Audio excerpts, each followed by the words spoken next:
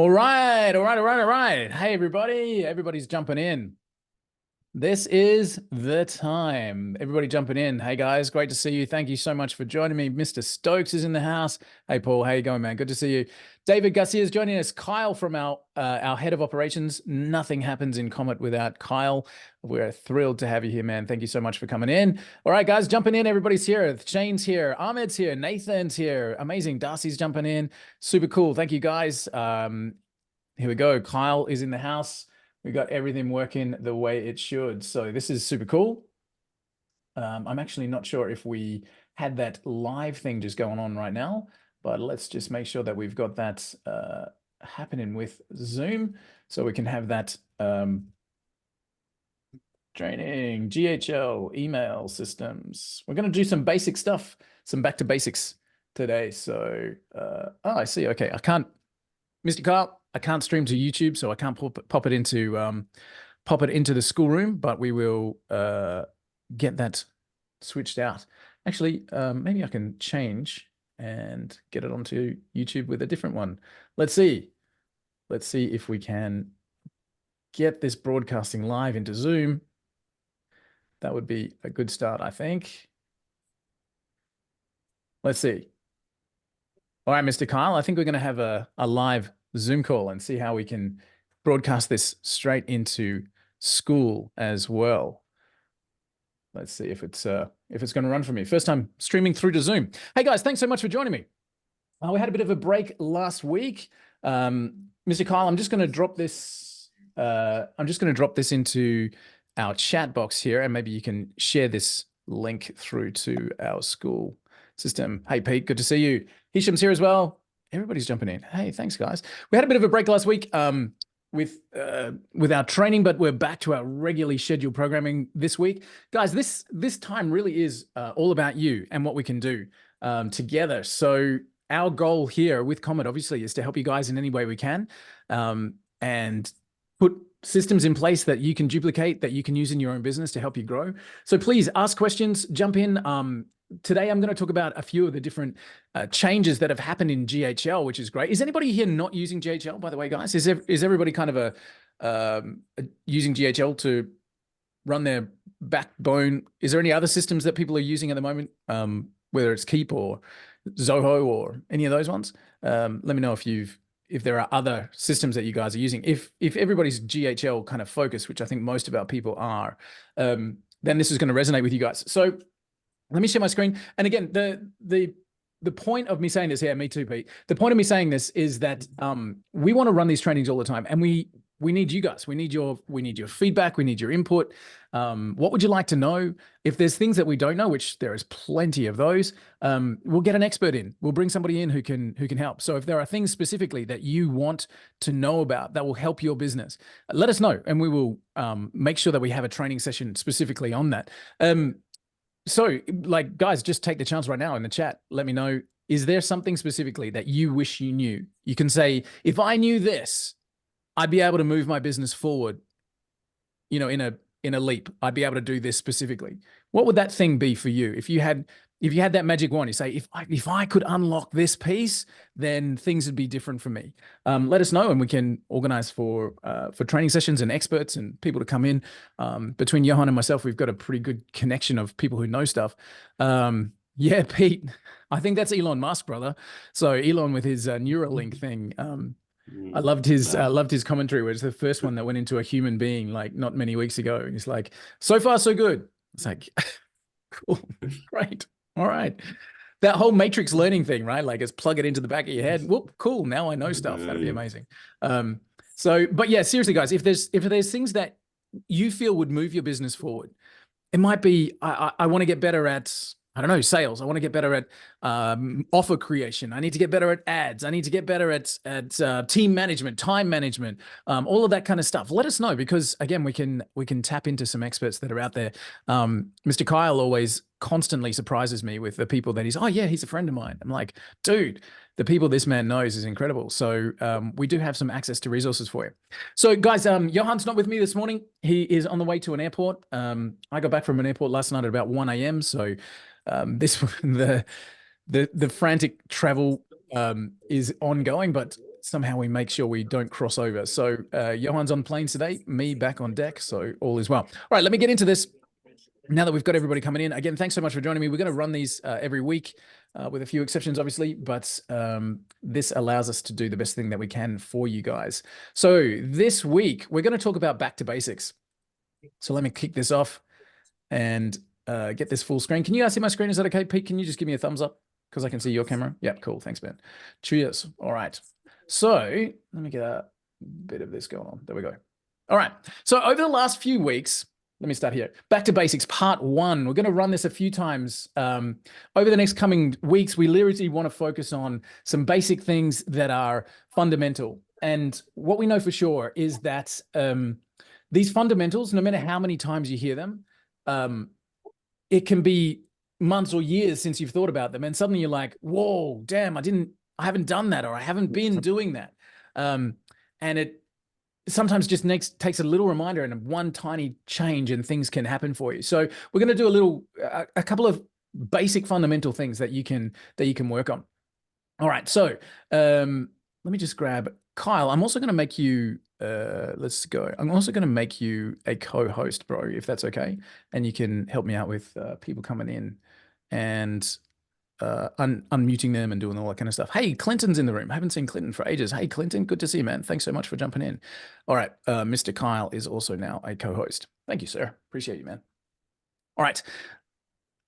Did that work, Kyle? Did you get that pop up? No, because it was on my screen. Now you should be co-host. All right, you're good to go. All right, so let's jump in. So we're going to focus on email, getting emails to grow your business. But not only that, I'm going to cover a few different things as well. And there's some new settings from GHL that I'm very excited about. It changes things for us and helps us create better systems internally. So I'm going to look at that with you guys. So over the last few weeks, as we've kicked into 2024, we've looked at goals and objectives, and we talked about how we can create momentum in our lives. That was kind of in January, looking at how we can move things forward. Then we talked about funnels and growth strategies. So we looked at Frank Kern's funnel, and we looked at a few different ways that you can structure your business so that you can have multi approaches going on. You can have different offers out to people. And these trainings are all in the school environment. So if anything that you haven't been able to tap into, go and grab it. Watch it on a treadmill, drop it into a morning walk or something like that. And just see if those little bits and pieces can help move the needle for you.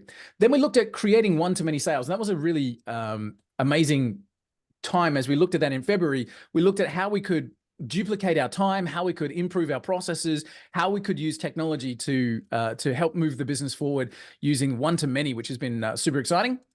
And then today, and moving this forward, we're going to look again at using the leads tool. Of course, that's kind of our central thing here at Comet, but how we then take that and back to basics and some of the changes that are within GHL. So let's have a look. Guys, before I kick this into gear, I just want to say that email is one part of a multi-part strategy, okay? So important to understand that there's opportunities to reach businesses and grow, all right? And we talk about that constantly on webinars, on training videos, on our YouTube channel, everywhere. It's like, if you're not growing your business, you're dying. And I mean that 100% without a shadow of a doubt. Reaching out to a business owner, asking them if there's an opportunity for you guys to work together is one of the most important things that you can do for your business. But email is literally just one part of a multi-part strategy. It's an easy part. It's a painless part because you don't have to speak to people. You can do it on a bit of a scale. You can be reaching out to 50 people a day and, you know, building that funnel as you go. But it's not the only thing we should be doing. We can be looking at different strategies for growth, and they include ads, they include social media, they include networking events, they include word of mouth and a proactive referral building. All of these things form a multi-prong approach. And one of the things that I've talked about a lot is that I've seen a lot of businesses go under, but none of them because they've got too many leads, right? Let that resonate for a second. I've seen a lot of businesses go out of business, and not one of them has gone out of business because they've got too many customers. In fact, 99.9% of the businesses will be exactly the opposite. They go out of business, they struggle and they have hard times because they don't have enough customers. Okay. So as we look at this Back to Basics series, what we want to help you guys with is the understanding and the systems to put into place to make sure that growth of your customer base is a priority. Underline that word. To make sure it's a priority. Okay. Make sure it's a priority. So email is just one part of it, but there are other things that form this strategy for you guys. Other things, as I said, like social, right? Money's in the list, says Paul. Yeah, dude, so unbelievably true. And the list these days, so that's a really great point. Paul's just said money's in the list. I've been an online entrepreneur for, I don't know, geez, nearly 2 decades, which is scary in itself. And the money's in the list is one of the things that I've heard more often than anything else, I think. And what does that mean? It used to mean that if you've got an email database, you can make money, okay? To a part, that's still true. Email is cost effective. Email is easy to manage. Email means you can have 25, 50,000 people that you can connect with at a click of a mouse. It's partially true. But Paul, the bigger word of list these days is audience. The money's in the audience, right? And if you look at somebody like Hermosi is a master of building that community and that audience. So he's got a massive team of people now and you know, hundreds of people in his company, literally doing 100 million a year, I think is where he's at the moment. Wow, what an incredible rocket. And then one of his YouTube videos, he said, the most valuable thing I can do right now is go live. Of all of the things that he's doing in his business, of all of the things that are out there for growth, the most valuable thing he knows he can do is do a YouTube, get onto a TikTok, go live on Instagram, right? The money's in the list. 100% true. 100% true. But the list is not just email these days.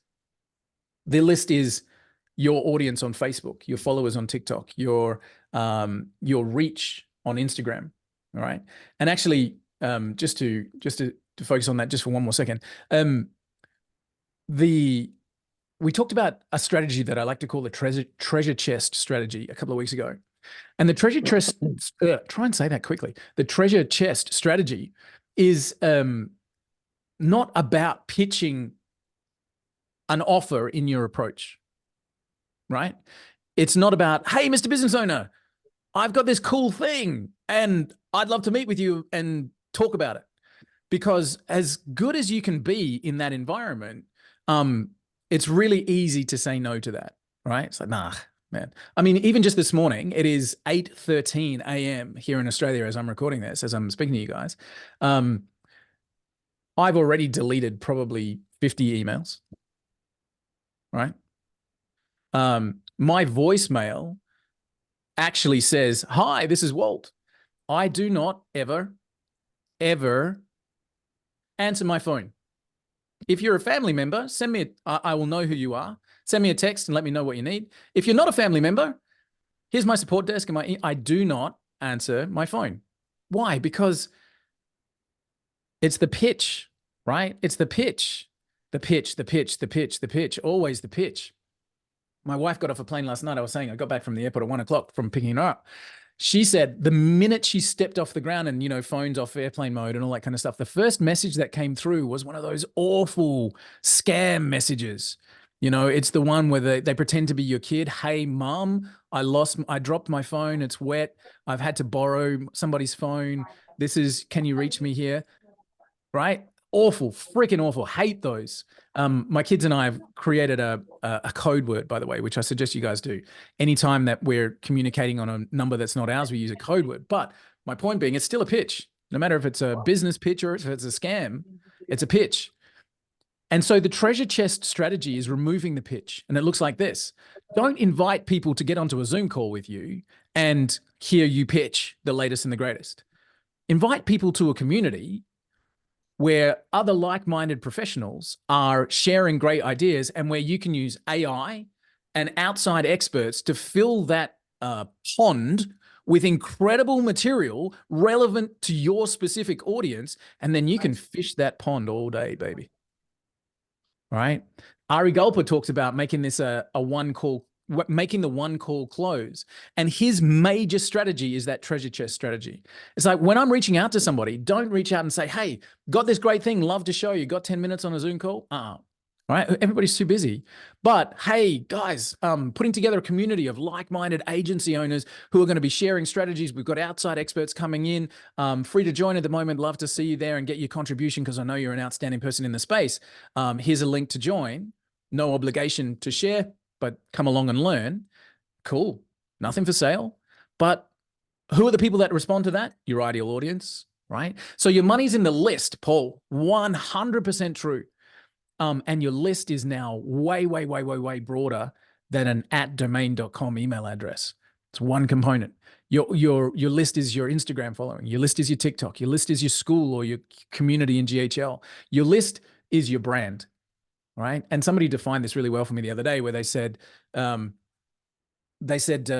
brand is what people say about you when you're not in the room, right? Good way to define it, right? Your brand is what people say about you when you're not in the room. What do you say about Volvo, the brand, the car brand Volvo? What does Volvo immediately represent for you? Like, type it in the chat. First word that comes to mind with Volvo? Bland, said Shane. They're probably happy about that. Let's see what else we get. What's the word that comes to you guys are playing? Paul says old. Safety is the word that most people go for, right? What's the word that comes to mind when you hear the word Nike, right? What's the brand of Nike represent? Let's have a look. Pete says safety, yeah. Comfort, says Jared, cool. What else does Nike represent? Sports people, cool. Now, Nike don't own hotels, right? But if Nike started their own hotel chain, you could kind of feel what that would be like, right? It'll be sports people on the walls that have trainers in the thing, that have a gym that was like on every floor. You know what it would be like. Even though they don't have hotels, they have a brand. Yeah. So the brand is what people say about you when you're not in the room. So your brand is your list, your following. And one last piece on this, it wasn't what I was going to be talking about, but I'd love to get into it a little bit more. Social media sucks. I hate it. Oh my God, I hate it so much. But man, it is the place where you can get your brand out there. I never thought I'd be a TikToker. Never. I never thought I'd be a TikToker. Oh my God. My kids make fun of TikTokers. And I've been like, never, never, never, never, never. I'm 46 years old. I'm not, whatever. And then you go, how naive are you, bro? It's the fastest moving social media platform on the planet. And I've gone, all right, fine, okay, whatever. And then Hormozy said, don't try and think about the content. You are the content. And I was like, what do you mean? What do you mean I'm the content? Don't try and pitch. Don't try and sell something. Just, you've succumbed to the dark side, says Pete. No, I've succumbed to the fact that leads are where they are, man. And I just need to get out there. So like literally just before we jumped on the call, fired up the thing. I've made a commitment to do 2 TikToks every day. Fired up the phone, literally just talked in the phone, said, hey, just about to go live on a webinar. Looking forward to it. This is part of my day. Love this stuff. Cool. See you later. Right? No pitch, just I am the content. And this is stupid, right? I started doing TikToks 2-3 weeks ago. And my videos now get between 300 and 400 views in the first hour. Who, what, how? When I interviewed Colton Havens a couple of weeks ago, who's a TikTok master, what he said was that TikTok are desperate for content and will prioritize new creators in their first few weeks to see if you get traction. I was like, sweet, man, 200, 300, 400 views on a crazy video like that. And my profile's got all our links. I'm not pitching anything, but I'm letting people be interested in me. Paul, when you said the money's in your list, I bet you didn't think I'd go off on a 10-minute tangent, but the money is 100% in the list, you guys. And the list is available in so many different places. All right, let me jump back to this one and see what we can do for you guys. All right, so email is just one part of a many-part strategy. So let's start with GHL's changes, email setup and drip. What I want to cover here, guys. Have you had a look at this? Who's jumped in and seen these changes?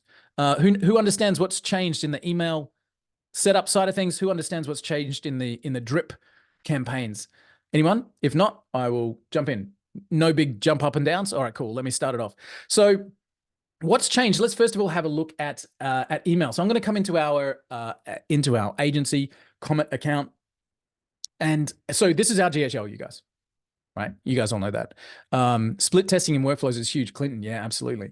So one of the first things that these guys have changed is the way that you can set up your domains for email marketing. All right. So before, what used to happen is you used to have one email address, despite the fact that you could add as many emails as you wanted to into the program, you could only ever use one.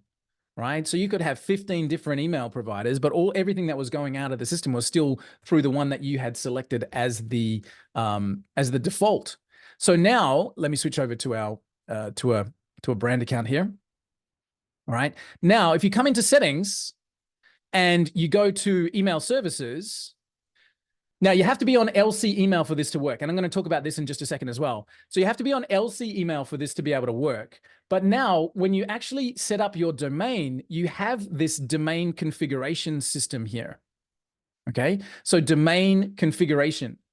Now you can set 1, 2, 3, 4, 5 domains that you can now use within the program. Why is that important? Because if I'm doing my cold email out via workflows, right, by using automations, I can choose a domain that will relate to. So this is our main account. We don't do cold email from our main account, as you know, but I can set a domain on my workflows now. Wicked. Cool. So what that means is I can do email campaigns through a dedicated domain using one account. Amazing.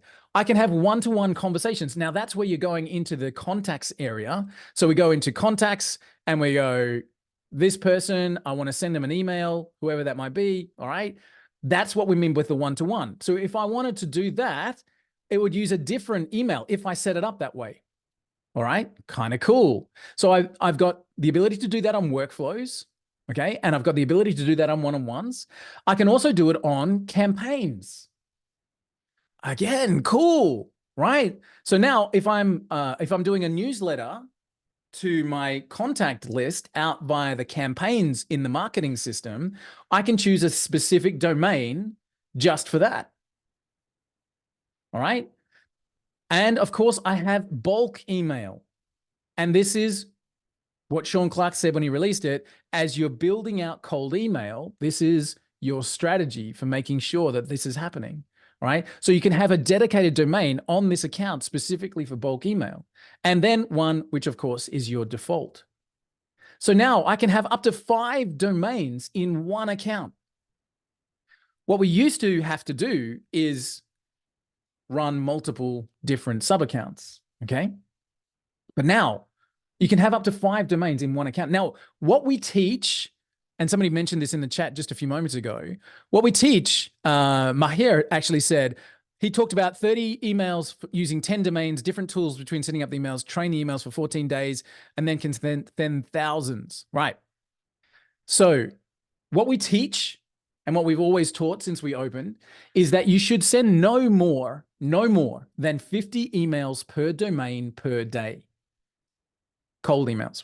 If you need to send more, all right, if you want to be sending 100 or you want to be sending 500, if your systems can support that, then you need to have different domains. You need to have more accounts so that you can manage that, okay?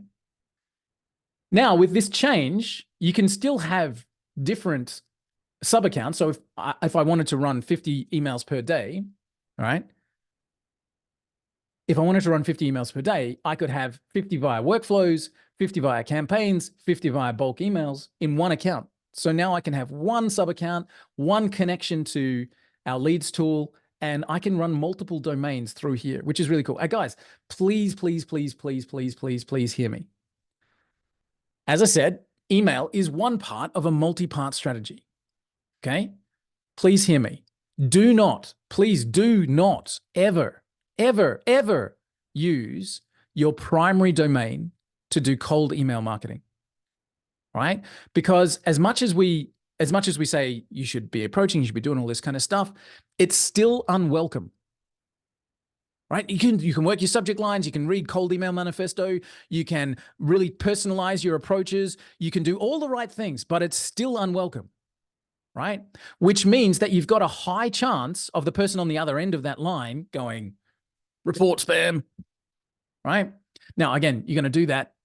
You're going to craft your emails the best possible way you can, but it's still an intrusion. Right?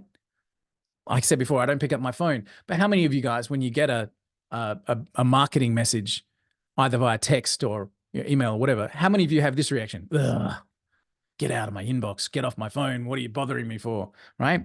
So it's still intrusion marketing. Now, obviously we try and minimize that, but let's be real and let's be honest. So do not use your primary domain for this activity, because you want to keep your primary domain, the one you send invoices from, right? The one that you follow up a hot lead and say, hey, did you have a chance to sign that contract? You want that puppy going into the inbox. Yeah? So your primary domain is your absolute golden domain. You do not mess with that. So set up your marketing on subsidiary domains. Like for us, for example, we have, Clinton, amazing. Using the emails as a, I guess, a library of good techniques. I do the same thing. But you set up subdomains, set up different domains. I'll give you an example. So with Comet Suite, we have cometsuite.com, all right? When we do our cold mailing, we do from cometsuitemail.com, cometsuiteconnections.com, cometsuite.net, cometsuite.info, right? So you can have all of those related domains still with your branding, and you're not doing any damage to your primary domain. Okay. So all of these changes with GHL, just remember, like, it costs $10 for a domain. And when you're setting this up for a client, do them a favor and make sure this is done. Get them to register a new domain. We used to register it for them. When we were setting up our SOPs, one of the biggest stumbling blocks we found was customers' ability to set up DNS records and do all that kind of stuff. Like, they just stumbled, and we were waiting weeks for them to get their text records in place. So we just said, part of our service fee, we'll register a brand new domain for you as a .net, .info, .co, .whatever, and we'll set it up for you. Now with GHL's domain wizard, it's so cool. As long as we can get the DNS approval, it works quickly. So always set up a related domain. Okay. Let me just answer a couple of questions. So Maya said, same domain, but with adding any name for making it as a subdomain. Sorry, I used the wrong word. Let me just be very specific. Subdomains do not count. Subdomains are still treated by the internet service providers as the primary domain. So if I've got cometsuite.com and I set up a subdomain mail.cometsuite.com, it's still treated as the primary domain. I'm still playing with fire. I'm talking about setting up a new domain completely. So whatever your business is .com, set up whatever your business is .info or .co, okay? Do not muck around with your domain, all right? So yeah, so Clinton, exactly. Subdomain, I used the wrong word, trying to get my words there. Subdomains are still your primary domain. Do not use them for cold email. Set up a brand new $10 Namecheap GoDaddy domain. Go and buy a new one, right?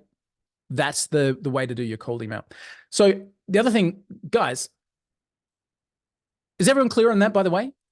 Whatever your primary business domain is, your business.ai or info or co or bot or whatever your domain is, that's gold. Do not mail from that.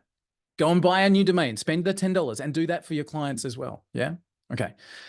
Now, one of the things I was going to ask, and this hit Kyle and I the other day when we were talking, guys, can you just give me a one in the chat if you have GHL clients and you turn on SaaS mode for them? So therefore you're getting a markup, small as it may be, on every email and text message and that kind of stuff. Can you give me a 1 if you've got SaaS mode? Give me a 2 if you don't know what I mean. Not yet, says Pete. 1 says Dave. Okay. Paul says 2, okay. Bit of a combination. 2 says Tamara, okay. Jared, you might change that. Marcelo, not yet. Okay, so majority of people are saying not yet. All right, that's cool. So let me first of all explain what SaaS mode is just really quickly. So with Nathan, yes, you do need to make sure that you have all your DNS records. You need to make sure your DMARC records are set up. Like it's mostly handled by GHL these days, but you do need, the one thing that GHL doesn't do is your DMARC record. Just Google it, DMARC. You must have that set up to be able to work. All right. So very quickly, what is SaaS mode? SaaS mode, the difference between GHL's levels. At $297 a month, you can sell unlimited sub accounts, and every sub account you sign up has every part of GHL available. They're, welcome aboard, GHL.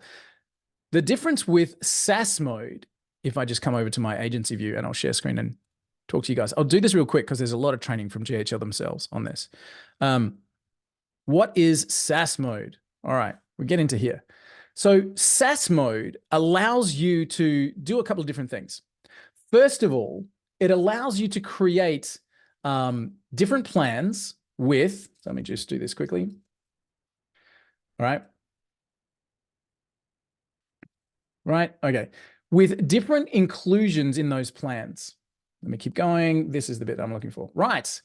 So now I can sign someone up if I'm in SaaS mode, I can charge them $97 a month for the basic GHL, and they get contacts and they get funnels. And then I can turn on or off all of the different bits and pieces within GHL and increase my monthly fee. So it's $97 to get started. But if you want the affiliate system, all right, you can add that. That's in our gold package.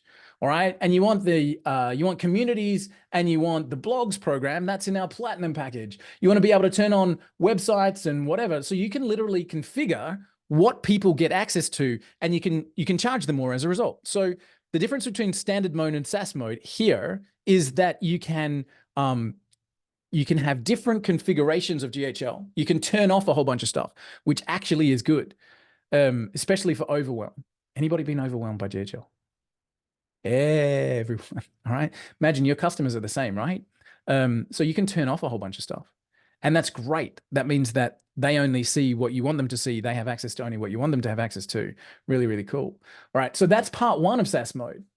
But part 2 of SaaS mode is this next bit, is that you get to actually put a markup on emails, phone calls, phone verifications, content via the AI, workflows with AI, conversational AI, and the reviews.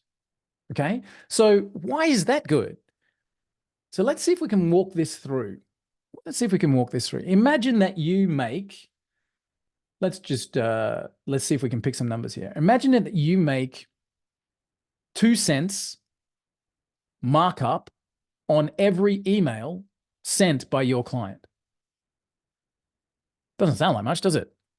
But now imagine that you sell them a leads program and encourage them to send out 1,000 cold emails in a month. And not just one email, because we always teach to do 2 or 3 follow-ups, right? So now your client who gives you 2 cents per email is sending out 3,000 emails per month. That's 6,000 cents. What's that? $60, right? So you brought somebody in on a $97 plan and you've helped them set up a marketing system, and you've nearly doubled the revenue that you're getting from that same customer. So then you can also add in the phone systems and email verification and content.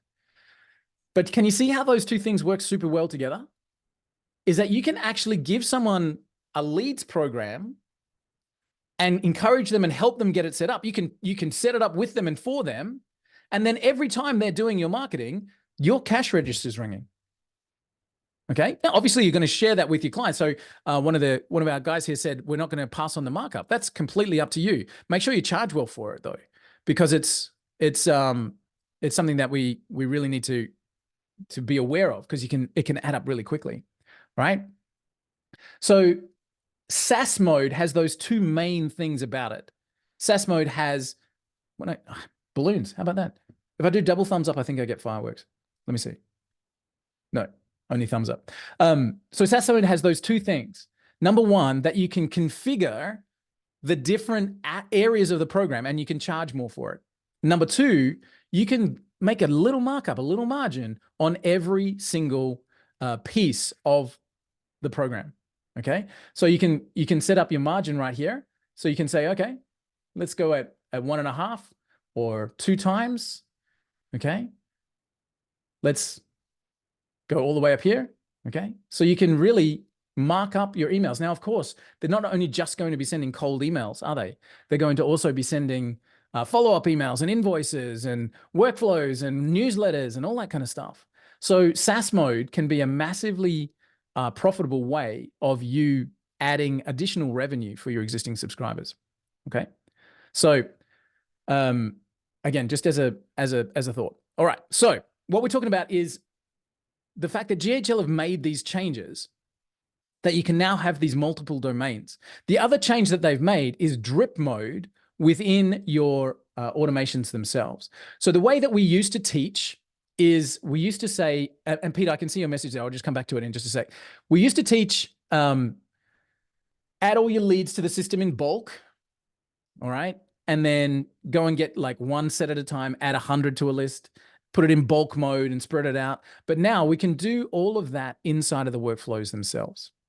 So let me jump in here and let me just create a workflow super quick. So whatever the trigger is, I'm going to suggest that the trigger is a tag, and I'll show you why in just a sec. So a tag, and that tag is whatever you want it to be. I'm just going to say the tag is demo, just like that. Cool. So when a contact comes in with the tag of demo, do something. What are we going to do? Well, we're going to send them an email, right? And we're going to send them an email. There we go. From who? I'm just filling this out real quick, right? Set up an email. We're not just going to send one email, are we? We're going to send multiple. But from who? Let's go. From me. Just putting placeholders in here, guys. Blah, blah, blah, blah. Cool. Sending an email. Now, hang on a sec. Hang on. Wait. Didn't you just say don't send more than 50 a day? And you have to build up to 50 a day. You can't just send 50 a day on day one from a cold account. You need to send 10 a day and then 20 a day and then 30 a day. If I bring everyone in from my leads tool, I've just searched for 1,000 leads and they're all getting tagged and they're all hitting this workflow. Aren't they all going to get the email at the same time? Yep. And that's where this drip comes in. So just before this step, I'm going to say drip. Okay. And you can turn on a drip, which says only send, let's go with 5 every, let's go hour, 10 an hour. Okay. So now I know that I can add 1,000 records into this system and it's still only going to drip out at 10 an hour. Now, the other thing is I can put in here a wait step. This is where you can start to only send between certain times of the day. And I can say, wait for 1 minute or wait for 10 minutes. Okay. And only send on Monday, Tuesday, Wednesday, Thursday, Friday between 9 and 5 p.m.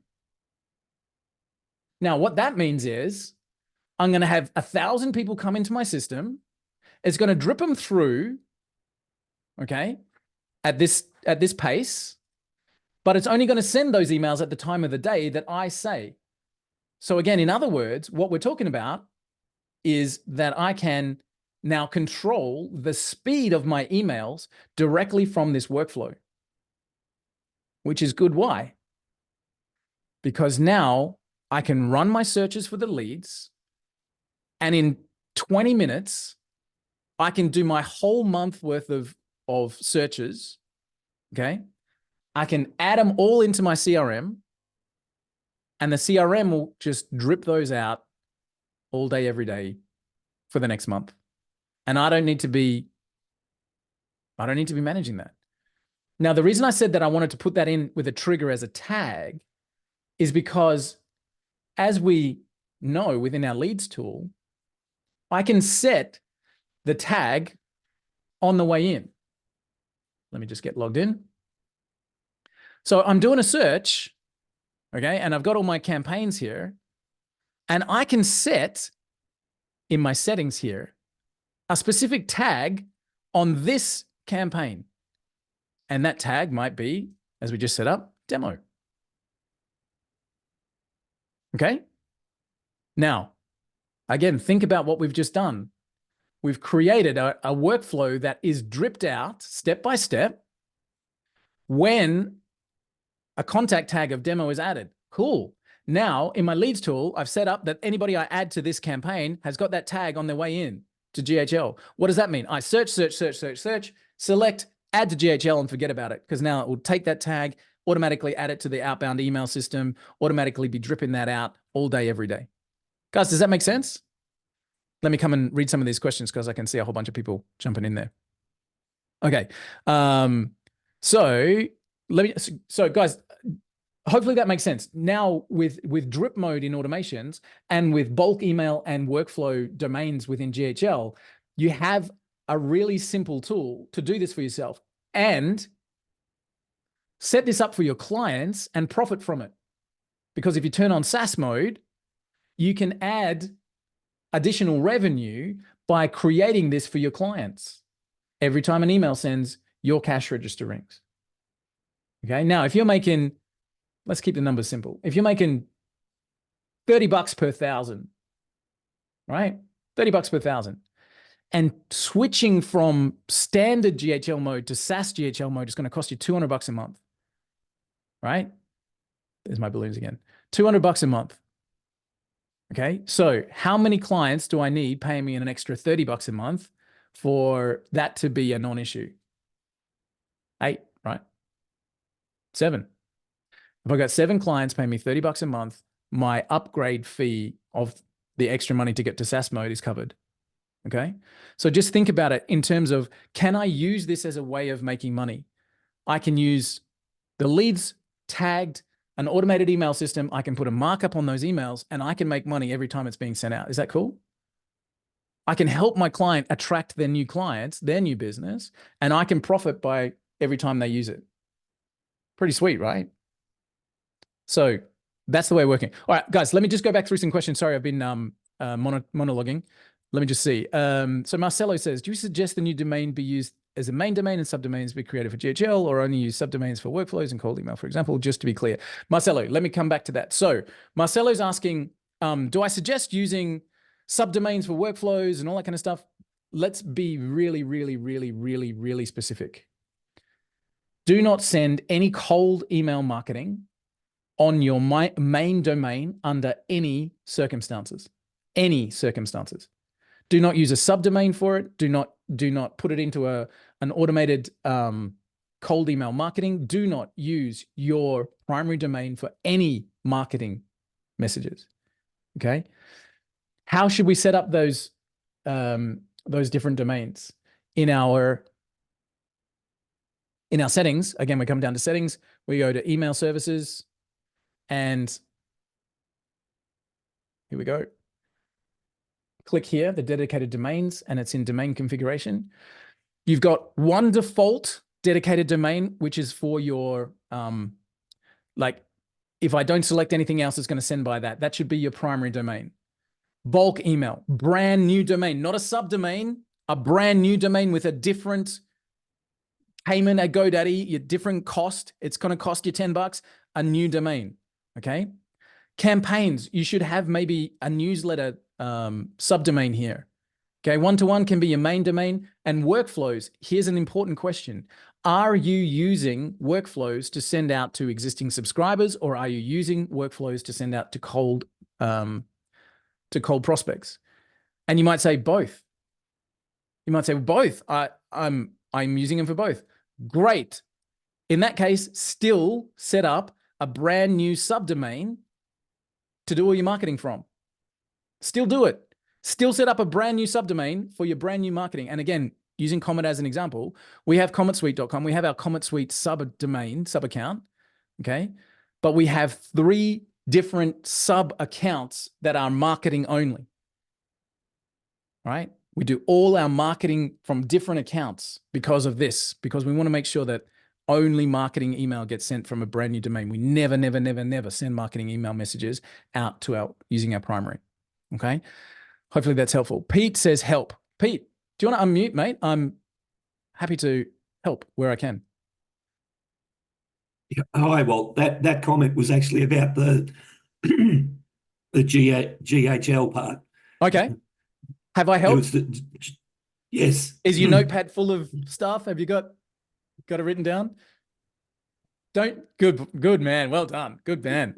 Don't forget that our team, since you can see my screen, please bookmark this cometsuite.com/support. Bookmark this domain. Come over here, guys, at any time. We've got here we go. This is all AI powered these days. So you can ask a question and the AI system will give you an answer, right? So it's going to scan all of our knowledge base. It's going to come back to you. It's going to give you an answer based on what we've got there, right? But you'll also see that my team are online right now. So we've got a hybrid version with our support of AI and people, real people, AI and RI, artificial intelligence and real intelligence, right? So our team are online on deck and they will know you. They will know different questions that you've asked in the past. If you need help at any time, that's what we're here for. All right. Just pop on over cometsuite.com/support. All right. Maya just asks, buying a new domain to be named similar to your main domain and make them look like a subdomain. These are for sending cold emails. Yes, you got it exactly right. One last tip again for your notes, guys. We register brand new domains to do our marketing. One last thing, just always set up a redirect. Okay. So cometsuite.com, cometsuitemail.com or cometsuiteconnect.com, whatever your marketing domain is, redirect it to your main domain. So if somebody gets that email and types in and goes, who's such and such .info, it's going to redirect to your main brand. Okay. So super easy to do. Get into GHL, set up a redirect so that if you're sending emails out from mymarketingdomain.com and somebody goes to Google and types that in, mymarketingdomain.com, they come to you, right? So make sure that you've got a domain redirect set up there so that all of your marketing domains on a browser redirect. Okay, cool. Before the drip, always wait. It works good. Yep. Default by 100. Yep, you got it, Maher, exactly. Sorry, I'm just reading through the questions here. Does the wait time affect the waiting time or the time the emails go through? Both, David. So David just said, does the wait time in that automation affect the wait time or the emails? It affects both because you can turn off the time, right? So you can literally say only send between these hours of the day. And again, guys, if we're trying to get the maximum amount of responses from our emails, which why wouldn't you be? Try and send between 7 a.m. and 10 a.m. Okay. It's just highest open rates, again, based on experience. Solvega Saul says, does anyone know if it's possible to get business owner names with the niche shirts? Yep, it is. I'll get that in just a second. I'll show you. So David said, what would you charge for a customer to do 1,000 leads per month drip through a workflow?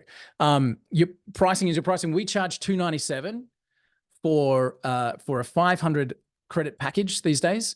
And then we're up to $497 for 1,000. David. But again, your pricing, guys, we know that through John Logar's training, John's teaching methodologies and systems where people are getting results at 2,000 a month, 5,000 a month. So yeah, don't underprice.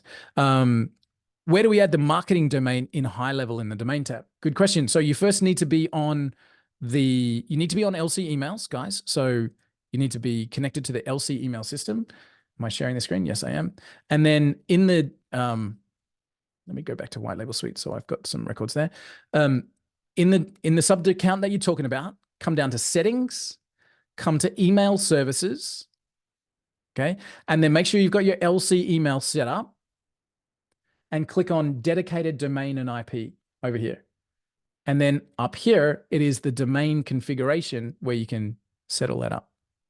Hey, Walt. Yeah. Sorry, I get that part, but do you have to add it somewhere else for it to be selected? Great question. Yeah, great question. So, so if you're now in your workflow, the way it works, Paul, is I don't know if you've ever tried this, but the way it used to be is whatever domain was in the system, all emails would send from that domain regardless of what you put in place. So if I had my main domain as abc.com and I went into my settings of my workflow and I tried to send from xyz.com, It just wouldn't do it. It would just still send from abc.com regardless. So once you put this into place, and let's say I've got in there my my workflow domain as whatever it might be. Now I can go into my now every workflow will send from that domain. No, no other changes needed. If I come into a workflow as a point, there's a settings here. Workflow. Any of these will do. Any of these will do. In my settings in my workflow, I can now put in here only the from email address. Now that's going to be the domain you've set up for workflows. So even if you set up, again, my workflow is abc.com, right? If I come in here and I put in here Walt at xyz.com, not going to work. It's still going to send from abc.com. It's going to send from whatever I've set up in that email settings area. Does that make sense, Paul? It does make sense. I'm just a bit so I'll just use my own example. So yeah. I have synced up systems at gmail.com, and that's what I'm using right now. I don't even have it as my as info at syncedupsystems.com. So first I got to get that, obviously, but if I get syncedupsystems.info, right, from GoDaddy, yep, do I have to add that email into high level first before it to register to put the email in? No. As long as you've got the domain in there and as long as you've verified the domain, the email address itself is good. You don't need to do anything else. Okay. So long as you've verified the domain. Into high level. Into high level. Yeah, exactly. So do I go to domains and do it that way? Yes. Cool. Paul, are you using, so you've got GoDaddy, are you using GoDaddy to manage your DNS records? Or yes. You are? Okay, cool. So you'll need to go into domains in GHL. Yeah. Add the domain, and the domain is going to ask you to verify. So verify means you need to add the DNS records and all that kind of stuff. GHL do it for you most of the time now, which is really cool. As soon as that verification is done. Yeah. I've done that with syncedupsystems.com. But now if I buy syncedupsystems.info, yep, I just repeat the process. You do. You go into settings, email settings, add a new dedicated domain. It'll get it to verify for you, and then it's done. So yes, you need to add it into GHL to make sure it works. Tyler, I love the glasses, man. I'll be with you in just a second. Let me just read through those other questions there. Okay, cool. So Tyler, that's your question. So I'll get to that. I have one more too. You have one more too. Okay, dude, you're only allowed a certain amount. No, you can ask as many as you like.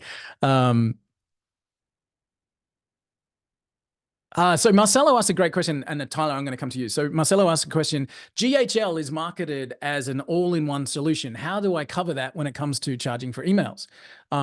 Simple, be transparent. The very, very, very, very, very worst thing that you can do is surprise your client with a even $35 charge on their credit card, right? Be transparent. So on your pricing page, it should say includes everything plus cost per use of emails and phone system, right? You get access to the phone system and you only pay for what you use, Mr. Client, which is great. So you pay, a cost per 1,000 emails, but we give you 4,000 included in your package or whatever it might be. And you can set all that up within your SaaS configurator. Be transparent is my best advice there, Marcelo. Saul says, yeah, no worries. Saul says, with Google's new sending requirements, DMARC, do we need to do anything extra to verify the sending domain? Yes. Thank you, Saul. Yes. Guys, the biggest thing that you can do to make sure your email deliverability is as high as it possibly can be is add in a DMARC record. DMARC record. And it's not scary. It's literally this, just copy and paste. Okay. So the SPF and DKIM, as Maya said, is actually set up by GHL, which is really cool. It's easy. But the DMARC record is not, and you need to. You absolutely need to. It is literally just a copy and paste. Bookmark this URL. It is the MX toolbox. Okay. And I'll actually take that whole thing. You can see I've browsed to it a million times. I'll pop it in the chat box right now. Right. MX Toolbox is a great service, and it's specifically built to help you get your emails delivered. There's a paid version of it, okay? But this piece of it is free, and now you can set up your you can do a check on your DMARC, right? So let's say I'm checking cometsuite.com. All right, let's go. DMARC, right? It's gonna search, all right? And so far I've got green ticks, so I'm all good. But what if I don't? What if I'm not all good? How would I fix this? Okay, how would I actually make sure I've got this working? How do I set up a DMARC record? Right. So I'm not sure if it's here, but I think it actually might be here. DMARC deployment. This is the charged version. Let me just go MX Toolbox. DMARC setup.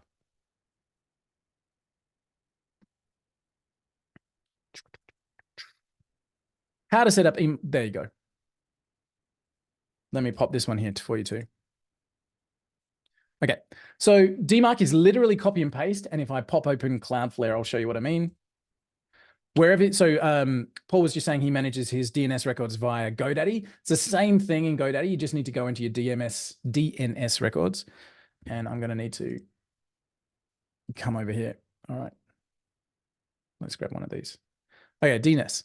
All right. So how do I set up a DMARC record? Let's have a look. So here's the instructions. How do I set this up? Okay, cool. All right. What I first need to do in this field, you'll input the value _DMARC, right? Copy, come over to your thing and go add a record. It's a text record. Come down to text. There it is. And just paste that in. So that's what goes in this first field. It's a text record with _DMARC. And then it says, all right, so obviously if you've got a subdomain, you need to do it like that. And then add in the value. There are two required values that must be everywhere. It is V and P, okay? V equals DMARC1, P equals something else. And it gives you the example here. V equals DMARC1, P equals none. If I just copy that and paste it into there, I'm done. Okay, so it is literally just copy and paste. Now, what is all this? P equals none, P equals reject, P equals quarantine, all right? What this basically says is, if the email is verified, P equals none. If the email is not verified, none. Don't do anything, right? Don't do anything. Or if it's not verified, quarantine it. Or if it's not verified, reject it, okay? And you can also do this, RUA, which means return unauthorized something, mail to this. And you can put in your own email address here. What this means is if your emails start being rejected, you will get an email telling you that that email has been rejected. And you can say, if that happens, mail to me. So don't put DMARC in here because they don't care. Put your own email in there, okay? So in this case, this whole record would look like that. Copy that whole thing, okay? Pop it into here, just like that, all right? And obviously you're going to put your email address in there, your email, all right? So return that to me if something goes wrong. Now, you might want to set it up like that when you get started because you want to know if something's going wrong, tell me about it so I can fix it, right? After a while, you're going to want to do this. Get rid of that. P equals reject. And forget about it. Once you're sure, once you know that things are working, things are good, if one bounces every now and again, don't care. P equals reject, all good, right? That is as hard as it is to set up your DMARC records. And again, this page walks you through exactly what you need to do, okay? And then you can use that first URL I dropped in there to check, and it'll give you a thing. A valid DMARC record, I've seen it 90% of the time will get you out of the spam box and into the inbox. Just that one thing, okay? It's that important. So a valid DMARC record is essential. Okay. Was there any other questions? And let me get across to Tyler. All right. Tyler, go for it, man. Thanks for jumping on, by the way. Yeah, thanks for doing this. I really appreciate it. It's always fun having you lead these calls. Welcome, bro. So yeah, the first question I put in the chat is, other than having your own list of people that are going to open and click and respond and warm up an email account, do you have any services that you recommend, like lifetime deals or anybody out there that's affordable? I know there's Like a warm-up service? Yeah, I've heard of LemWarm and like Warmy, I think was another one, but have you used any of them? 6 to 8 months ago, I've never used them. I've never had to, and I've literally sent millions of cold emails in my life. Okay. I've never used them. And 6 to 8 months ago, one of the big ones, can't remember who it was, got banned by Google because what they were doing was they were setting up like an intra email network and they were like auto responding to each other and whatever. And Google went, you're trying to game the system. Screw you, buddy. And they set up, like, they just black hammer banned anything that was connected to that network. And then they went crazy and they've done it to a few others as well. I've never used a warm-up system. Warm-up systems are opting in, like they're as I said, an intra email net. You send to them, they send to you, and they send to this guy and that guy and this guy, and they all get opened and all get clicked and it's all automated. And Google doesn't like it.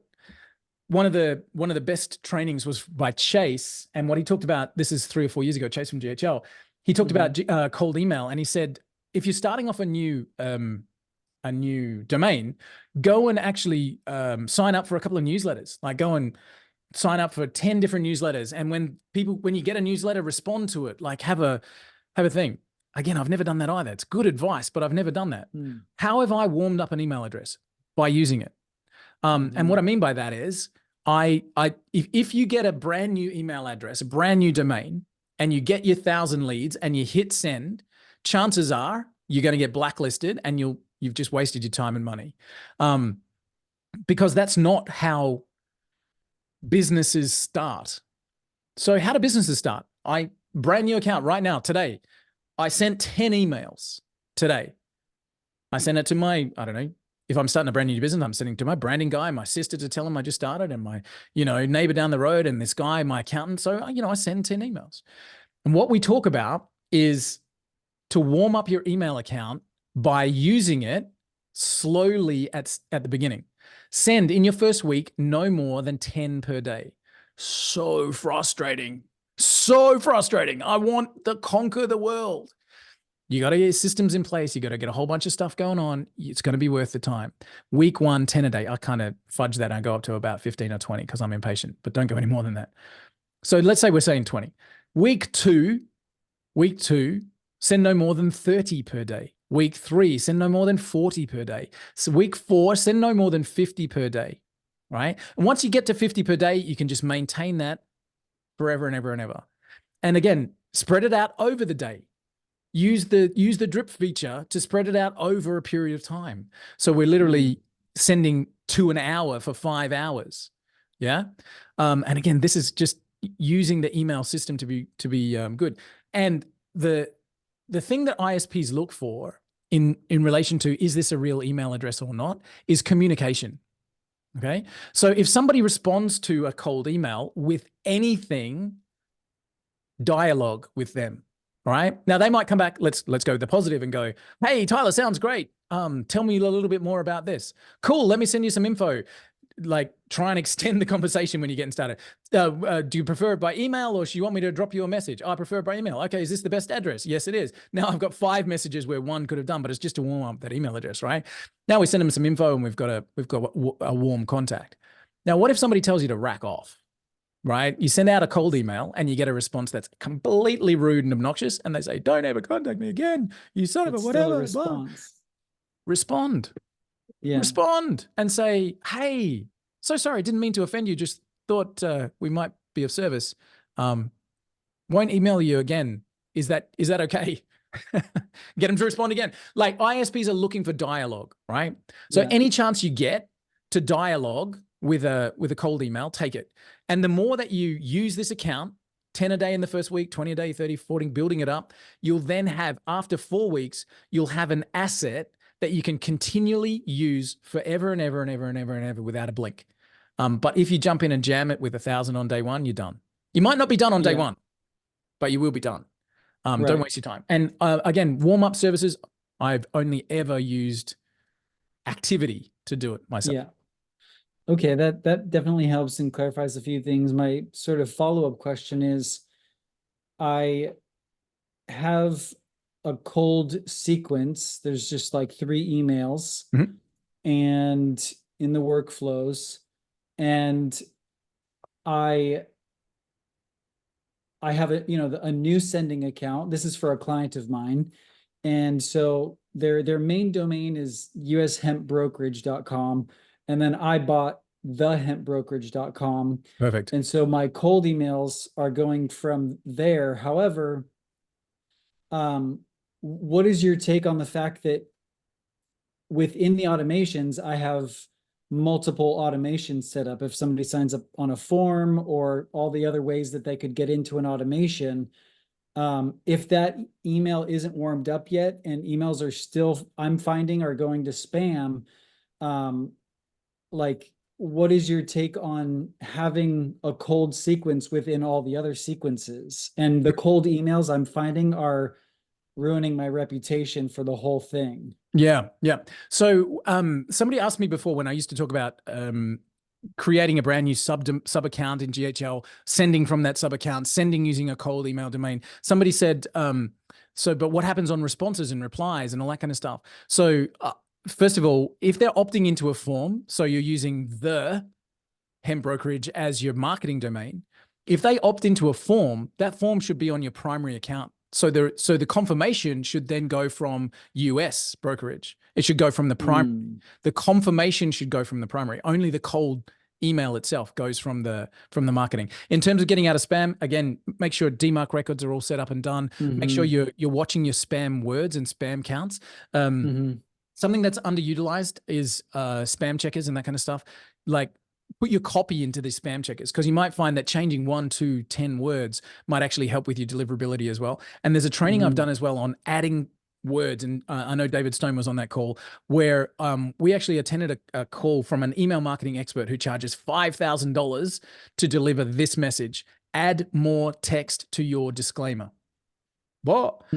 So Google's the primary, right? Google and all of the other email providers measure the words in your email and give you a marketing/spam count, right? And it's not somebody sitting there going 1, 2, 3. It's an automated system, right?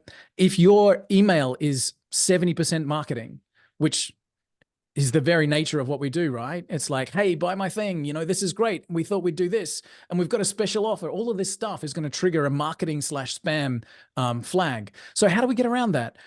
In the disclaimer, this guy gave us some incredible examples. In the disclaimer down the bottom, underneath your signature. Say again. Was it Onyx Singal that you talked to? Or it was Onyx Masterclass, and his email guy was giving this thing. Jimmy Lim or Jimmy. I think so. Yeah, right. So were you in the room? I may have been. I've followed Jimmy and Onyx for like 5-6 years. So nice. You're in good hands. So what he said was, in the disclaimer, just tell a story.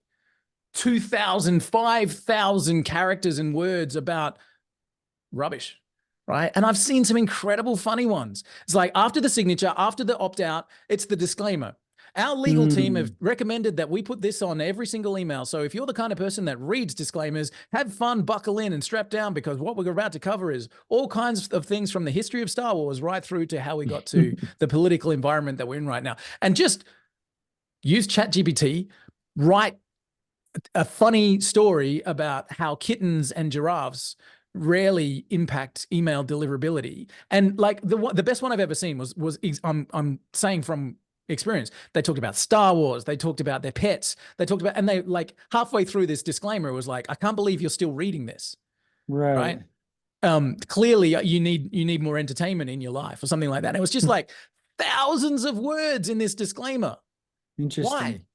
And he said, increases the density of the content. And if your message was this long and was 70% marketing, now your message is this long and is 1% marketing. And email go, and the Gmail gods go, pass. Mm-hmm. right? So do all that kind of stuff. Check your actual verbiage, add in a lot more content, do all that kind of stuff, and yeah, go with it. Cool. Mail Meteor is a free service, and they have a spam checker. Yeah. Perfect. If anybody wants to Awesome. check it. Awesome. Does Thanks, that make Walt. sense on the cold campaigns within other campaigns? Like, make sure your responses and stuff are going into the primary account. But I don't know how can you. I thought all workflows have to go from one domain, right? All workflows, correct. So again, what we teach is create a new sub account in GHL for marketing.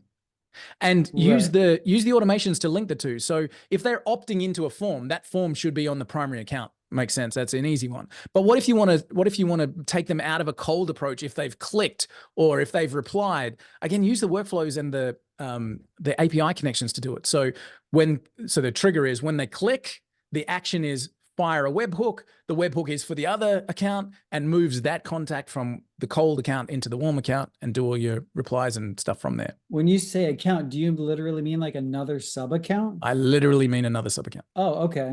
And I haven't actually done that. So you're saying one client, you would have two separate sub accounts for that one client? Yeah. On our bigger clients, on clients that we're doing 5,000 emails a month for, we set up 3. We literally set up 1 primary and 2 marketing sub accounts. That's part of our value option. So it's like, we'll not only give you a full account, but we'll give you 2 separate sub accounts specifically for marketing and email. We'll set up 2 brand new domains for you. We'll configure it. Like, that's part of our value offering as well. Wow. So we make a big deal out of it. Okay, cool. Thank you. Pleasure. And that also works when you're dealing with people who have already got SAP or Salesforce or HubSpot or any of that kind of stuff. We say when we're selling in that environment, we're literally saying we set this up as a pre-CRM. So in your CRM, you only have contacts that are in your funnel. This is the pre-CRM. So we do all of the nurturing and all of the cold email and all of the outreach and all that kind of stuff over here. And you never have to have a CRM database full of anybody except contacts that have taken an action. Makes sense. Cool. Awesome. Let me scroll through. David says about bypassing LC. Guys, the LC team are working really hard. You can put a dedicated domain on there, David, and it helps. Like, don't just use the domain that's set up by LC. If you're using your own domain, you will, and you can even get a dedicated IP address now for sending. You will do a lot better. And yeah, Kyle answered there as well. LC email is Mailgun. You just got to set it up the right way. Just don't use the default one. Make sure you set it up yourself. Cool. Scrolling. Yeah, so Maya just made a good point there as well. When you're doing cold email marketing, don't use the same script, right? And that's where we use the AI piece of our leads tool to insert an opening paragraph that's unique, to make sure that there is a unique component in every mail going out. David says, do you recommend an email validation service? Yeah, we use Million Verify. Again, just purely because they have an API that we can connect straight up to a lead system. So our workflow goes leads to lead verify into GHL if they come back as a thing. Sol says, what's the length the disclaimer should be? As long as you can. By the time you get bored, the people reading it are bored. Make it funny. Just use ChatGPT. They'll write out a funny one for you. Yeah, Marcelo, exactly.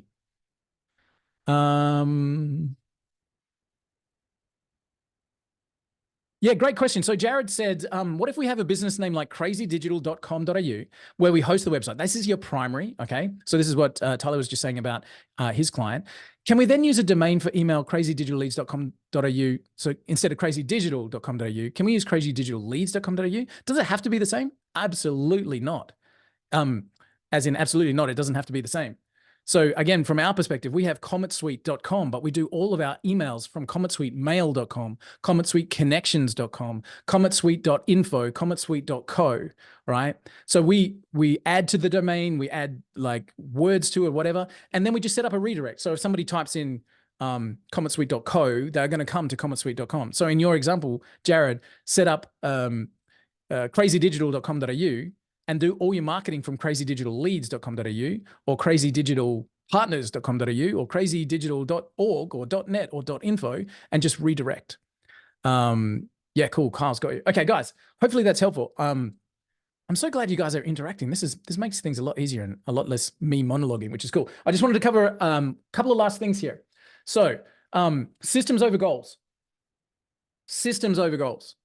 If you haven't read Atomic Habits, spend the $10 and go and get it. One of the best things that you could ever do for your business.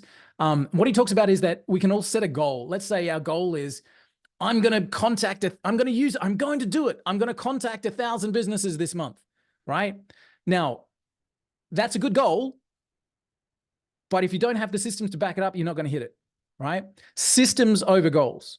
If I want to lose 10 pounds, if I want to lose some weight, that's a good goal. But if my system is a trainer 3 times a week, or, you know, a workout buddy, or I wake up at 6 a.m., put my trainers on and head out the door before, you know, my brain's fully awake, whatever my system is, it's the system that will get you the goal.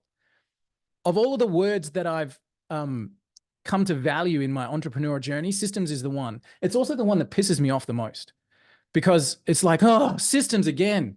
Yeah, there's a reason. It keeps coming up because it's the thing that makes everything else work. So systems over goals. How are you going to do lead generation as a system? Okay. David, I'll answer your question as part of this as well, right? As part of the system. Systems. So before you turn on the engine, build your system first. Guys, advice. I always say to people, before we turn on the tap, make sure there's a bucket to catch everything that's going to happen underneath. So build your system first. What does it mean? What's your system? It's a landing page and a funnel and an opt-in form, somewhere where people can go to register and say, yes, I'm interested in what you've got. It might be a QR code. It might be a video that they're watching, but it's a place where you're sending people, right? And remember, email is just one part of a multi-part strategy. You want to send DMs, you want to send emails, you want to drop into groups, you want to do all that kind of stuff, but you want to have a place for people to come and interact with you, right? So step one is have a place for people to go. Seems simple, right? But just things that you need to be able to tick off. Next, the next part of the system is an automation to approach, nurture, and engage. Those are 3 separate systems. A system to approach your ideal customer, as Tyler said, is a sequence of 3 emails. Hey, are you interested? Hey, we've got this. Hey, just a last follow-up. This is something that we want to talk about, right? A system to nurture. Hey, notice that you watched our video the other day. We've also got a great case study. Here's a use case that we've engaged. Here's a great tutorial that we've got on somebody else in your same business using this program effectively. Nurture and engage. Engage literally means getting them to take an action. So you need to have a system that gets them to take an action. What is that system? It might be a phone call. It might be a Zoom appointment. But what happens after the Zoom appointment? And again, guys, these are just boxes you can tick, right? So it's like, when I have a Zoom call with someone, what happens next? Now, most of the time, a Zoom call will end up with, okay, well, cool. You know, let me take this back to my team and we'll have a chat about it. And then what happens is the never-ending cycle of unanswered follow-up. Hey, John, just following up. How did you go? No answer. Hey, John, just thought I'd reach out again, right? What is a way that you can make sure? So I got taught in a sales call, never leave a sales meeting without booking the next one. So let me take this back to my team and we'll go to you. Okay, cool. Before you go, my calendar's pretty booked. So if we said Tuesday next week at the same time, is that going to be a great opportunity for us to get back together? That's a system, right? Put your system in place to engage that person. What happens after the initial approach and the interest? What happens specifically to make sure they're going to do business with you? Next, use GHL's opportunity boards. Man, I love them. Set up your system to include an opportunity board. These are my cold leads. These are the ones that have taken action. These are the ones I need to follow up today. These are my hottest prospects, all right? Again, this is a system that you can use that will help you achieve your goals. Systems will keep you on path long after your motivation has faded, all right? And my biggest tip, another system is pre-written sequences of messages and scripts, all right? That's another part of your system, messages and scripts. So when somebody says, well, what does it do? Have an answer. If somebody asks you a question that you haven't answered before, save it in a document somewhere, okay? Keep a Google Doc of questions and answers. We use ClickUp, which is great because you can have linked docs.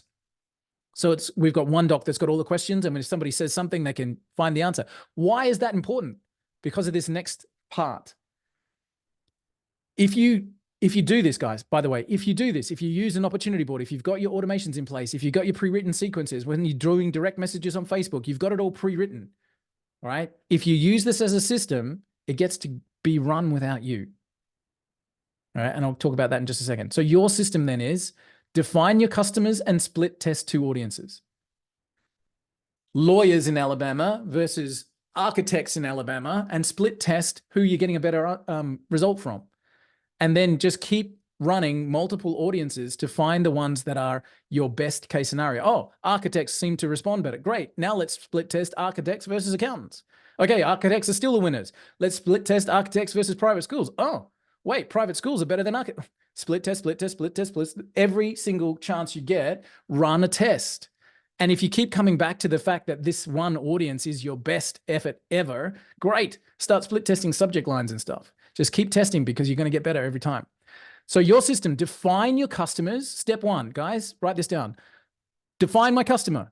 Who do I want to reach out to? And split test 2 of them. Set up your search and add those customers in bulk. Now that we've got the system of dripping out our automation, now that we've got our messages written, we've got our landing pages ready. Now, every month for 20 minutes, I'm going to search using the tool and I'm just going to add them into my marketing account and I'm going to relax for the rest of the month because I know that that's running for me in the background. Okay? Relax on that piece of the puzzle for the month. You're going to have a lot of work to do.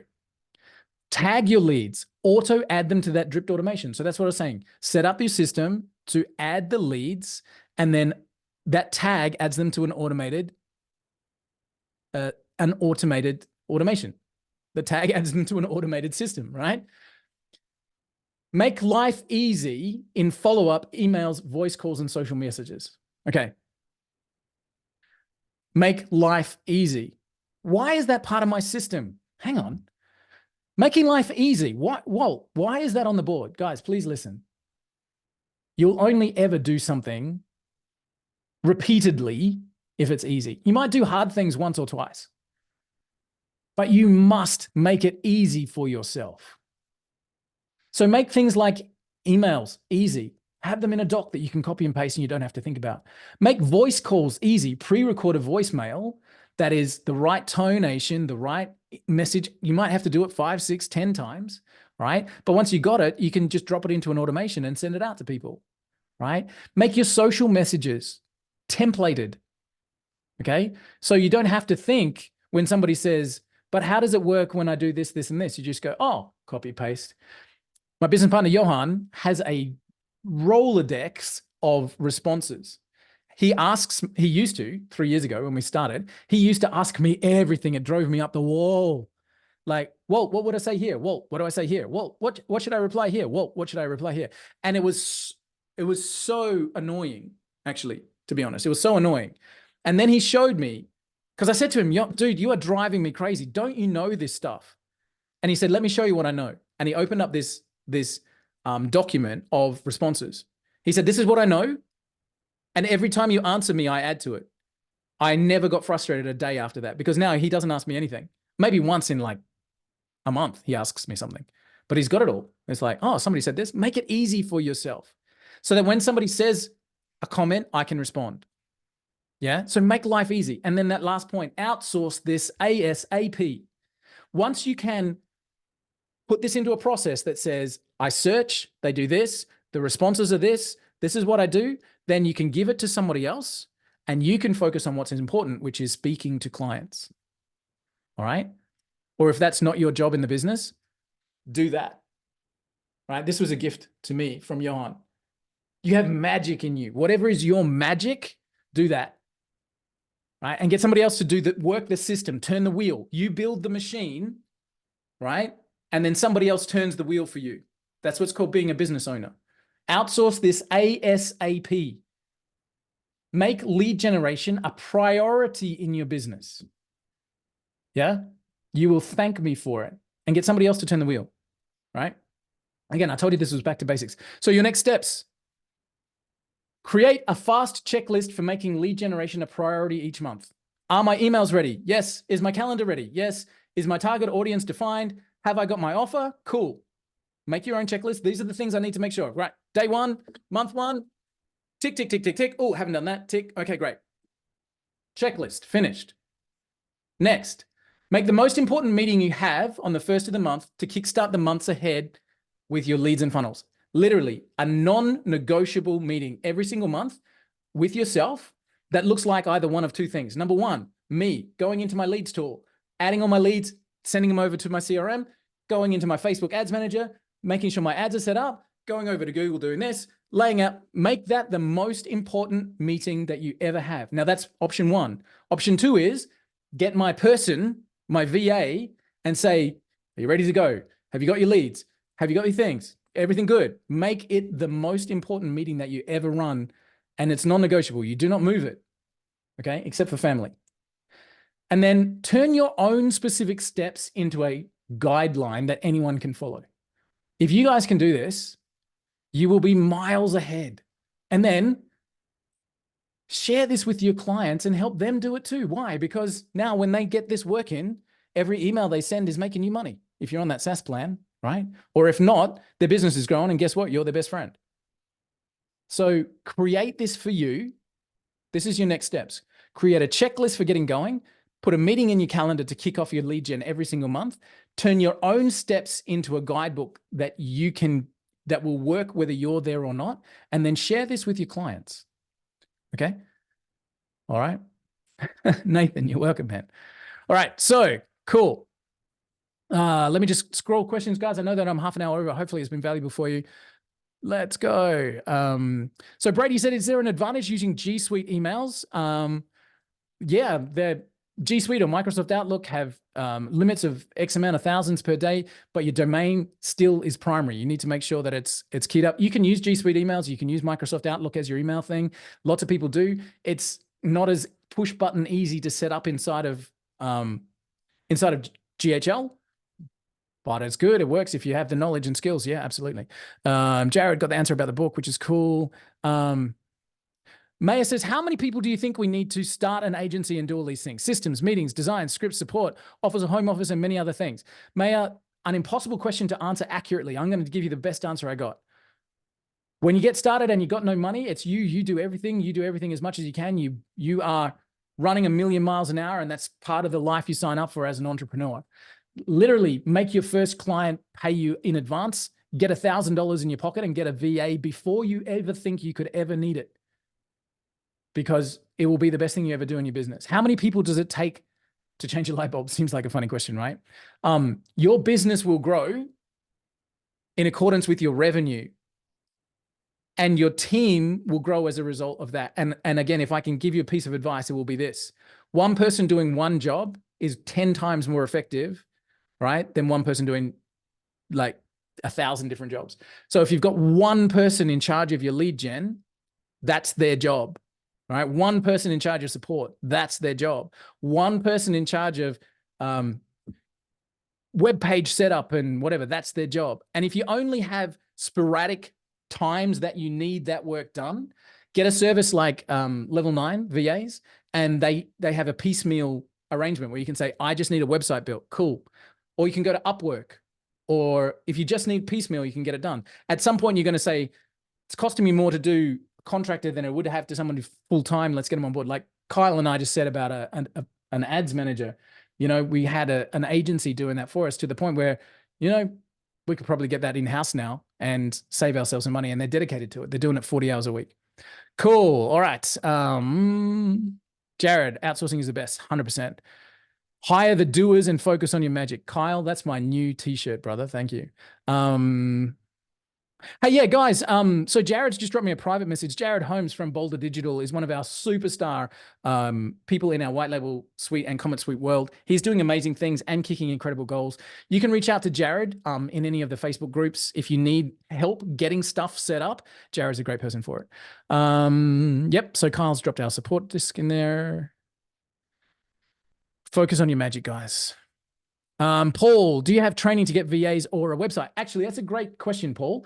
We're chatting with, I just did an interview with Jeff, can't remember his last name. How embarrassing.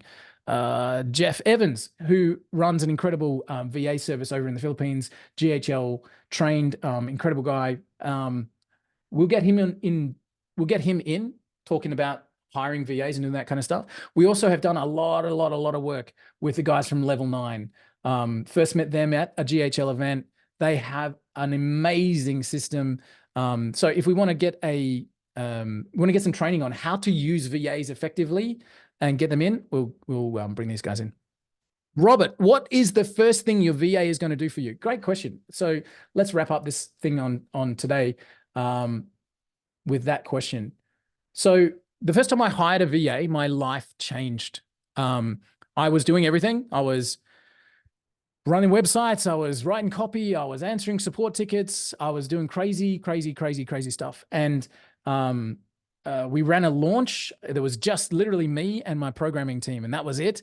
I was doing everything except actually the coding and the programming itself. And I was jumping on a plane heading to a wedding, and we'd just done a launch, and my support tickets were furious, like 100 a day with all kinds of things. We had, I think, 6,500 people join us in a week. So no wonder it was huge. And I knew that if I was offline for the 24 hours it takes to fly anywhere out of Australia, my support desk was going to drown me and my reputation and my business. And I was freaking out. And in desperation, I said to my programming team, man, could you just help me cover the support desk for this next 24 hours? And he was like, yeah, sure. What do you need me to do? I said, just make sure people are happy. Get them a license code. That was the biggest thing. Get them a license code if they're stuck. Get them, whatever. He said, yeah, sure. I'll put someone on it. I was like, how much? And he said, I don't know, $150 for the day. I was like, yeah, cool, man. Awesome. Sounds great. Now, remember, I was getting flooded with support tickets, and I got on this plane hella nervous. This was before you could actually have Wi-Fi on a plane. Thank God, because I probably would have stayed connected the whole way. But I got off the plane 24 hours later, and I logged onto my support desk, and there was 0 tickets. And I went, oh my God, something's broken. Quick, got hold of my brother. What's going on? He's like, nothing. We got it. It's all good. Like, what do you mean? It's great. It's good. Got it covered. All of them? Yeah. Nobody's got any troubles? No. What? This is unheard of. I was like, can you do that for the whole week while I'm here? Yeah, sure. Put somebody on it full time. Well, I had the greatest time of my life. Every day I was checking in on my support desk going, anything? Nothing? Hell yeah, more margaritas. It was the most liberating experience I've ever had in my entire life. So the question is, when should you get a VA and what should you get them to do? Today, yesterday, immediately. What should I get them to do? All the stuff you're not doing and know you should. What does that look like? Join Facebook groups, reach out to people on LinkedIn, write up articles, go and find people for guest podcasts, get you connected to group post members, research social media stuff, create for me 30 days worth of content for the next 6 months. Go and create for me banners, get me a guest spot on upcoming YouTube interviews, all the stuff you wish you could do, but you're not, right? All of that stuff. Now you might say, I can't afford a VA right now. I get that. That's why your very first client should pay you up front and use that money to get a VA. Just do yourself a favor, right? Charge $1,000 setup fee and use that $1,000 to pay the month of the VA, right? You can get incredible VAs full-time working for you for 40 hours. Now, the first question people say to me, or the first thing that people say to me after I tell them to do that is, yeah, but I don't have enough work for them full-time. You do, you just haven't written it down. But again, if you brainstorm for 20 minutes on all of the things all of the things you would do if you had a team of people, just jot it down. And because that person's working 40 hours a week doing nothing else except your job, they will do it for you. And you'll be amazed. They'll reach out, they'll connect you. Hey, I'm Janine, I'm Walt's VA. I'd love to talk. He'd love to talk to you about such and such. Have you got a chance? Like, get it done. You'll be amazed. And then as your workload increases, as you get a client and now you need to get them set up and configured and do all that kind of stuff, build your SOP, give it to your VA, right? Biggest trap you can ever fall into is getting stuck in the weeds of doing the work. It will kill you. It nearly killed me, right? You need somebody doing that stuff full time. And again, your clients will pay you for it. Your clients will pay for you to get a VA. How do you mean they'll pay? $1,000 setup fee, and then it's $500 a month. You take that 1,000 and that pays your VA for the next month. Now you got a whole month to go and get another client to pay them again, right? Do not get stuck in the weeds, guys. You'll never get out of it. You cannot charge enough money to get out of it. If you're doing the work, like you're actually setting up everybody's email accounts and creating their funnels and writing their email copy and generating leads for them and creating their CRM structure and doing all that kind of stuff, you will never be able to charge enough money to get out of that. You absolutely need to tap into your own magic and get people working with you. All right, cool. Oh, Saul, yes, sorry. Saul just said, as a reminder, can you show me how to get business owners' names? Yep, sure, cool.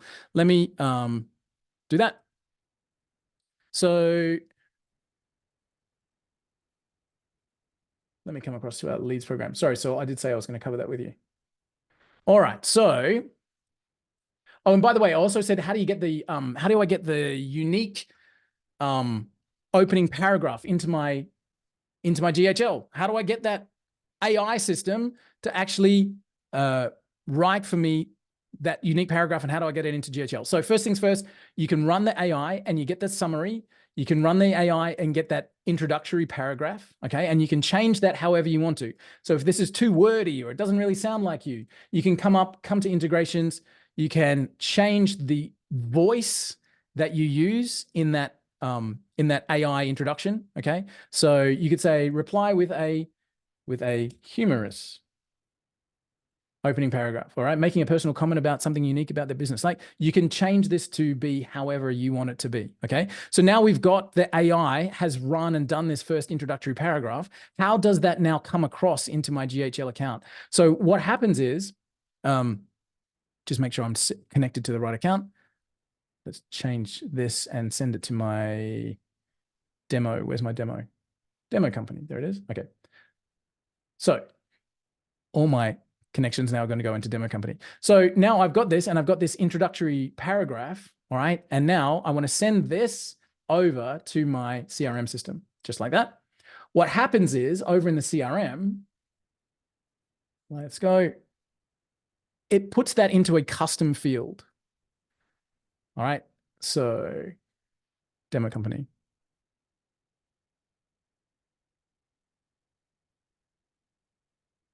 All right, demo right now, that was the one. If I look at this account now, in a custom field somewhere in here is my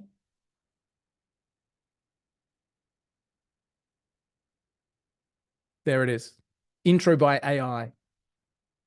Okay, so it puts that whole introduction, that AI introduction, into a custom field. So now how do I put that into an email? So we say, okay, when I'm sending an email, let me just, am I in demo? Yep, I am. When I'm setting up my email automations to go out, write my email with that custom field as the opening paragraph. So send. And from who, from email, all that stuff, blah. Here, I'm going to use a custom field right here, okay? So I'm actually going to drop in, oh, sorry. Wow, I didn't know you could do source code now. This is really cool. Where is my custom fields? Where are my custom fields? Is it the tag button on the top left? Thank you. It's been too long. Now in the contact, in my contact, get my Zoom controls out of the way. Custom fields down the bottom there. I will now have one that says intro by AI right there.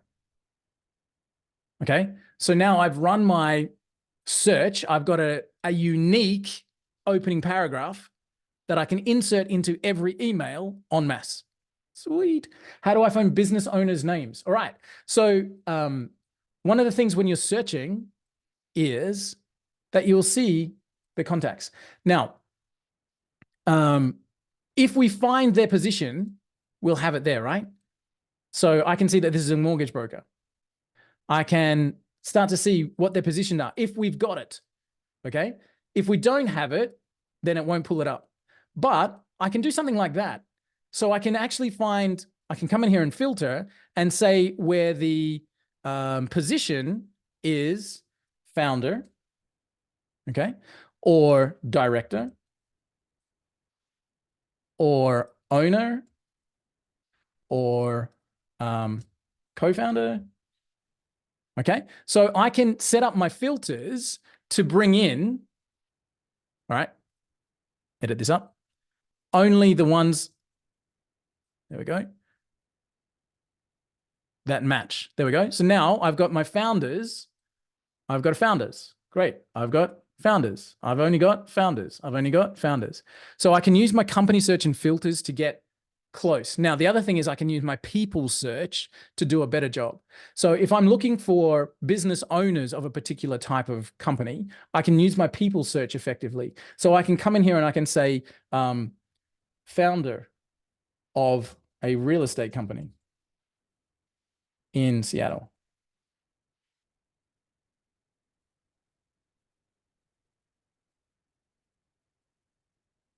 Boom. Owner, founder, and CEO. We're in the right spot. Okay. Hopefully that's helpful, you guys. Cool. Let me keep going.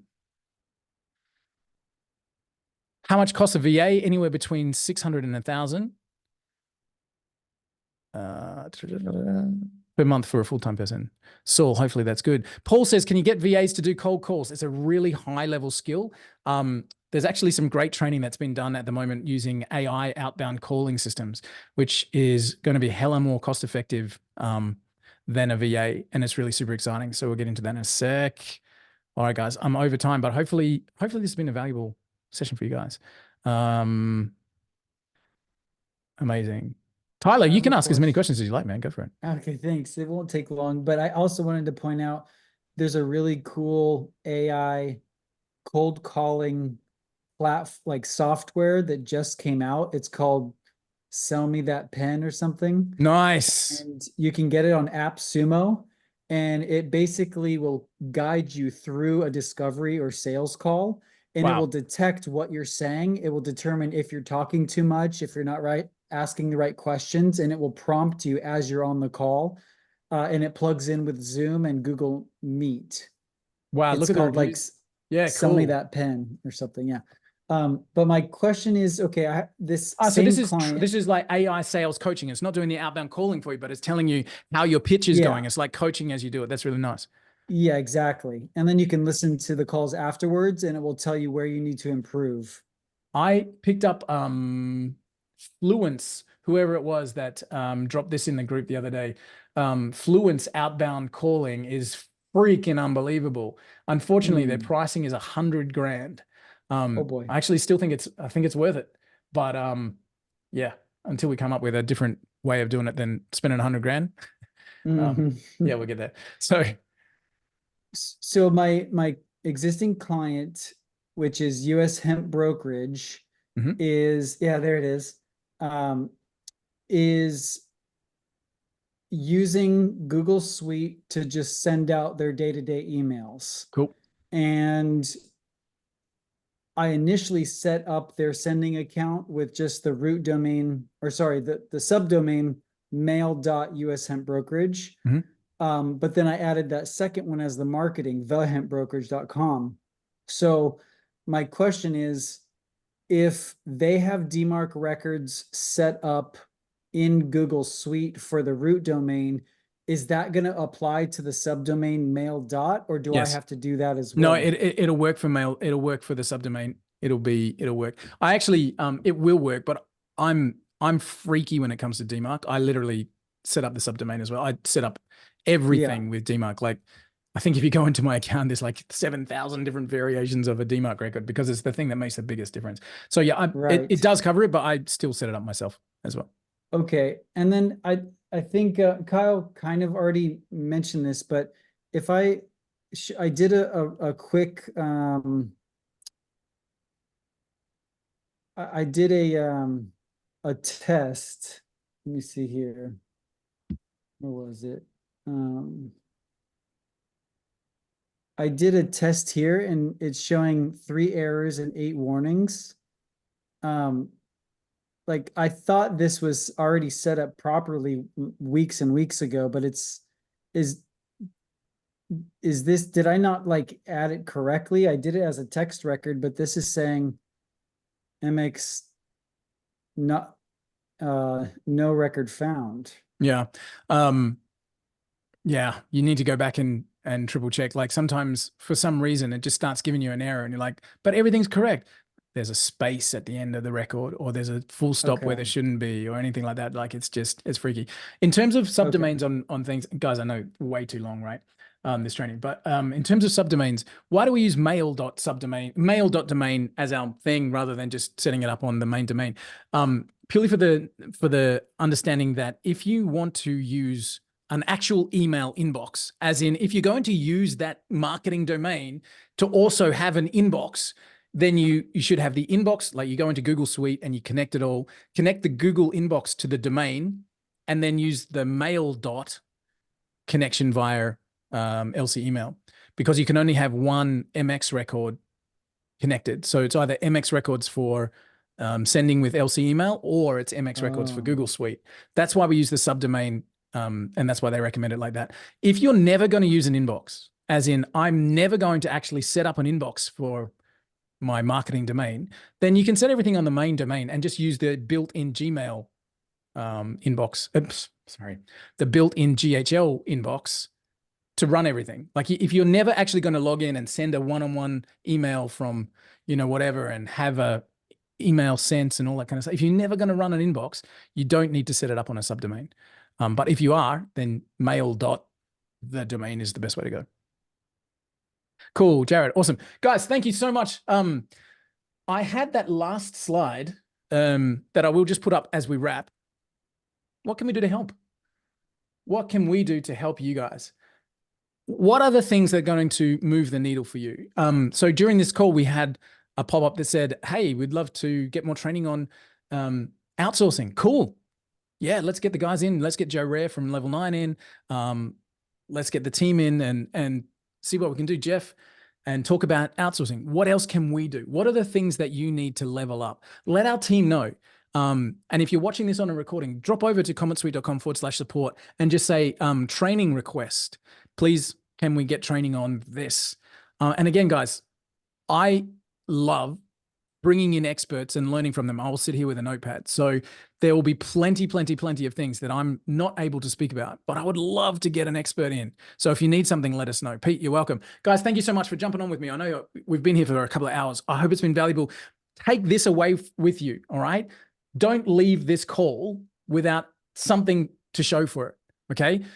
Make a commitment that I'm going to make lead gen a priority. I'm going to systemize my approach, and I'm going to get somebody running this for me. When Kyle and I are looking at the biggest reasons people leave White Label Suite or Comment Suite, on their exit, it says, I just wasn't using it.